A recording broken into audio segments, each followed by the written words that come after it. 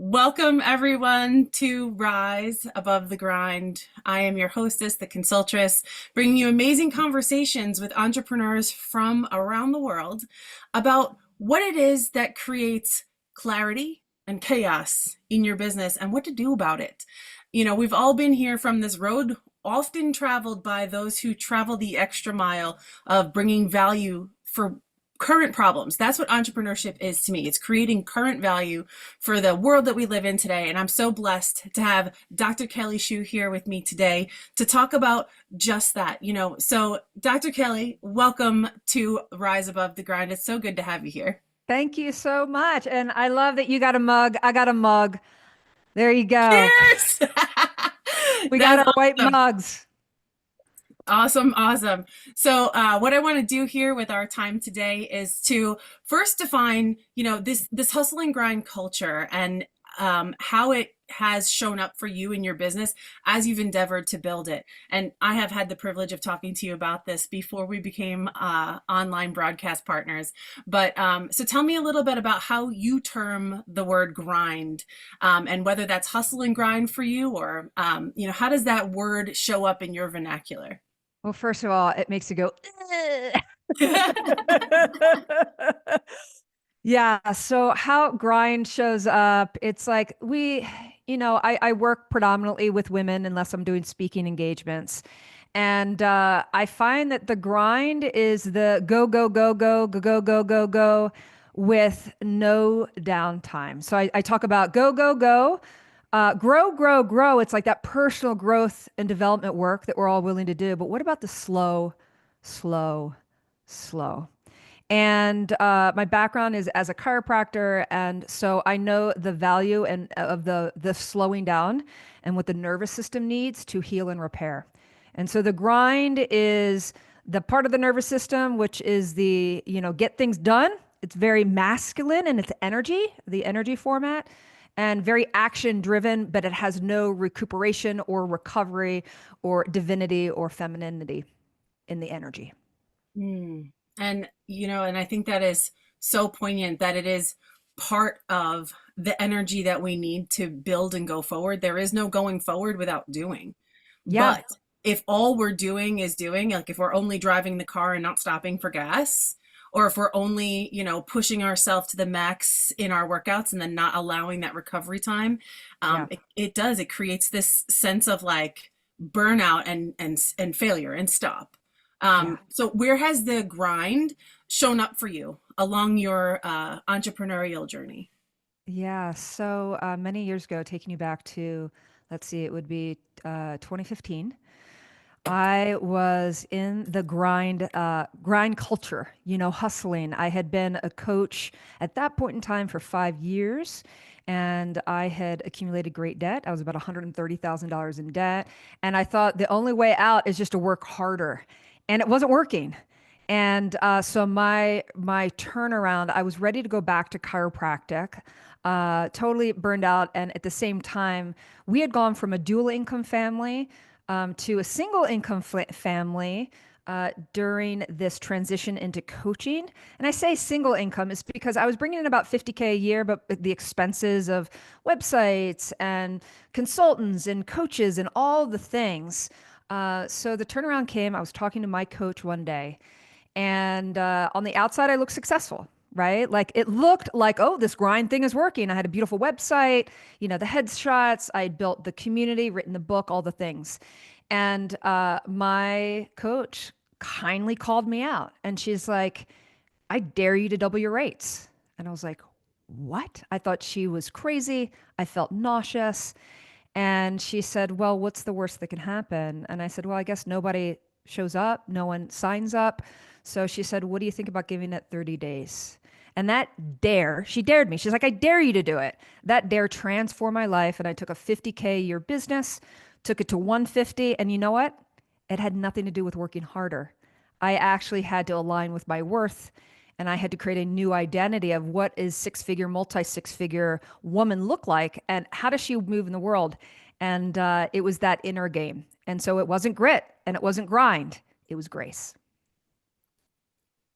Drop the mic. Everybody rewind your ears and just take that in for a second. It wasn't grit, it wasn't grind, it was grace. And so you look at this like coming through the eye of the storm. I call it through the eye of the needle, where you feel like I could do anything, I could do everything. Oh, I have this little tiny target to hit. Then you get laser focused. Yeah. You get very intentional, and sometimes it's really scary to do that. To get so intentional, so focused, like double your rates. Yeesh, right? Yeah. Could I Yeah. possibly be worth that much? And like all the identity stuff that comes up with that from that inquiry, from that challenge. Totally. So, as you saw yourself come to this place of, I want to do more, but I feel like if I double my stuff, I'm going to totally burn out. I'm going to totally fail off. Um, and it sounds like beautifully you came through to the other side. What did life and business look like once you were able to come through that transition, um, and I guess take that insight and know Yeah. that in the rearview mirror that it was grace. Can you see where grace left you clues throughout that journey? Yeah, one of the things that I think that is related to worthiness is a self-love, self-care practice. And so again, like the non-doing. And at the end of the day, there's a book that I love that Panache Desai wrote years ago, and it's called You're Enough. Right. And so the breadcrumbs of you're enough, you're not your bank account, right? Like there's this external, like, am I worthy? And it looks like, another title, another credential, another thing that's outside of you. So the breadcrumbs really were around, I am enough. And so, yes, the doubling the rates was a challenge. But at the same time, I also radically changed my self-care routine. And so at that point in time, and always thought it would be cool to do a Tough Mudder. And for those of you who don't know, like you literally go through like electrical lines and you do crazy things, and it's a half marathon with obstacle courses and teamwork. And so I radically took self-love seriously for the first time, I think. And so yeah, the clues were radical self-love, a meditation practice that was non-negotiable, and a new identity, and also leaning into receiving support. I hired a fantastic assistant, next level, because I was worthy of that. I had had assistants before, but yeah, so I think those are some of the breadcrumbs. That's so cool. And so, for those of you who are listening to this going, I went from solopreneur to outsourcing a bunch of stuff. And then for those of you who go, I've been outsourcing a bunch of stuff. It's now time for me to hire in-house. These are the points at which, the grind might show up in different ways. They might show up for you as little like tiny nudges that it's time to grow. And what I'm hearing in this conversation so far, Kelly, is that like growth is not for the faint of heart. You have to take Yeah. it to heart. You have to take it seriously. And Yeah. your future really doesn't look anything like your past. What got you here will keep you here. I personally have gone through this transition multiple, multiple times. And I tell you, when you're in the throes of the growth curve, it does not get easier. You just start to learn what to look for. And you start Yeah. to appreciate that it's a process, that it isn't this stop sign waving in your face like, don't go any further. Yeah. Yeah. you know, Absolutely. And I think that as we enter this, I'm really an advocate for for more feminine leadership style where we do things like collaborate, like what you and I are doing right now, because I think that we'll reach a ceiling, where once we reach that ceiling in our businesses, we'll kind of hang there often, and self-sabotage to just kind of keep there. But with the next level, and you can do this now, no matter where you are in your journey, is you can really lean into collaboration. And there's a metaphor here. I love metaphor and visual cues. So I recently said yes to lead a group of women to climb Mount Kilimanjaro in Africa. And we're building a school in doing so. Now, this was insight that just came in a couple weeks ago. If you look at what Kilimanjaro looks like, it's not a peak that goes up and down where there's just room for the top for like one, which is what we've been taught. There's only room for one at the top. Yeah. This mountain is actually, it was built it was a crater, right? So it goes up and then it's flat and it goes down. And I love this metaphor because we're climbing as women, these women moving mountains, and there's room at the top for everyone, and we're going to climb together. So I think that this idea of, you know what, it's not competition, it's collaboration over competition. And so I think that this is a new, not a new way, but something to lean into. Who are you collaborating with and who are you hanging with that's going to take you to your next metaphorical mountain? Ooh-wee. Yeah. Okay. So much to unpack in there. The geometrical progression of like the pyramid, the Hmm. triangle, as that the pinnacle, the top, there's only room for one. How many of us have felt that way? That Yeah. like there's only room for one, so it's like everybody becomes competition. And you know what that is? That's scarcity mindset. When I Yes, go it to work, is. oh, what and believe you me, like we've all grown up in the industrial age where, every part is like a wash, rinse, repeat part. Everything's exchangeable and discardable.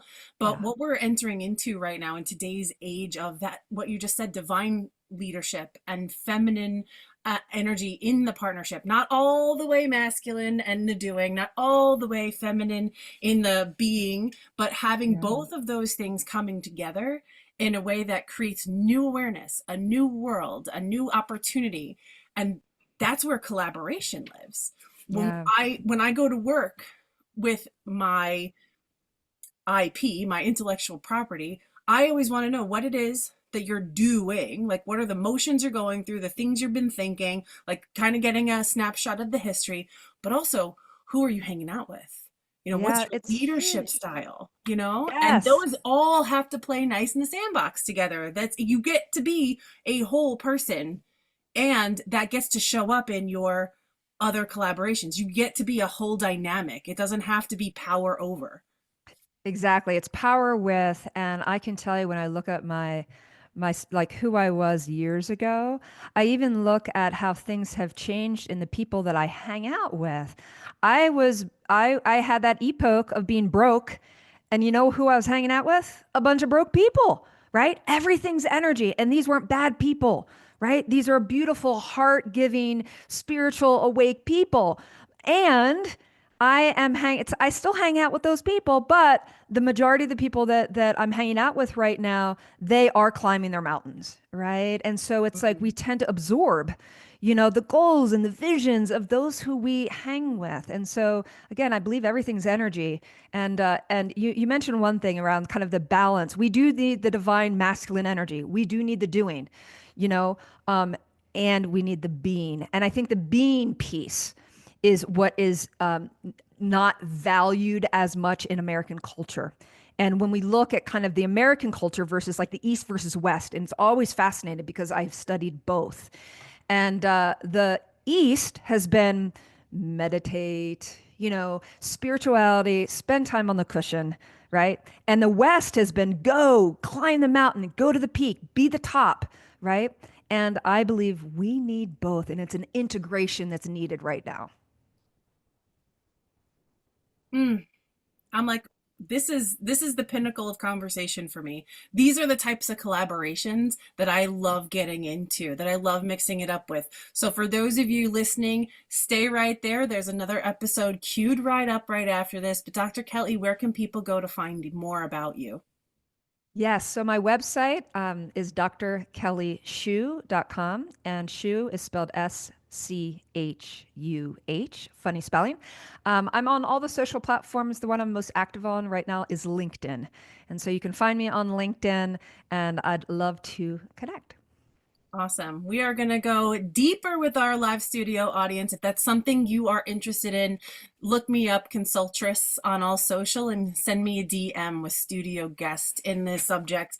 And we'll be happy to have a conversation. If you want to be in the room where it happens, stay tuned for the next amazing episode that comes right after this one. So good to have you here.